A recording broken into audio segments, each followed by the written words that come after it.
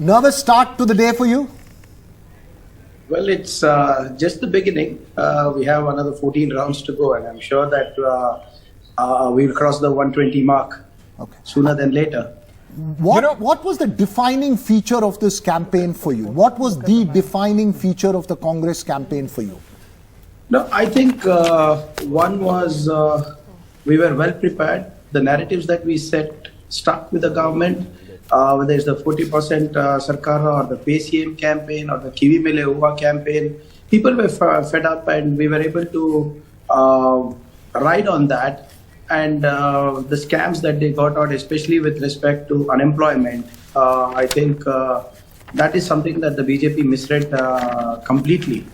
And I think we capitalize on that narrative building quite efficiently.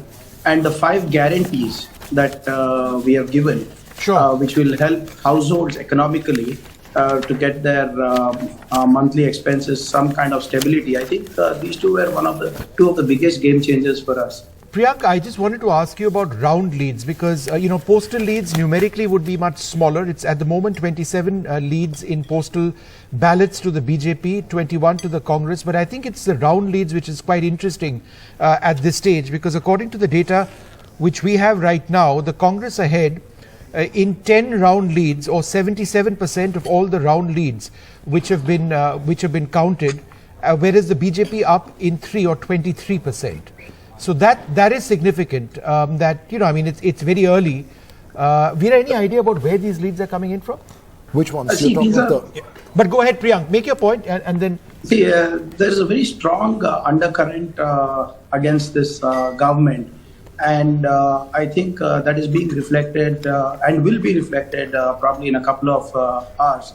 If you see that the coastal area has had more than close to around 1.5% dip in their voting, whereas Kalyan Karnataka region has had over 2% increase in voting. These are the coastal Karnataka is traditionally the vote bank of the BJP, while Kalyan Karnataka is more favorable to Congress. Priyank, may I ask you, at this moment, yes, it's very, very early leads, but at this moment, at least in your constituency, it shows that you are trailing a bit. This is, of course, going to change in the next, course of few hours. It may or may not, but I want to ask you, how difficult was this campaign personally for you?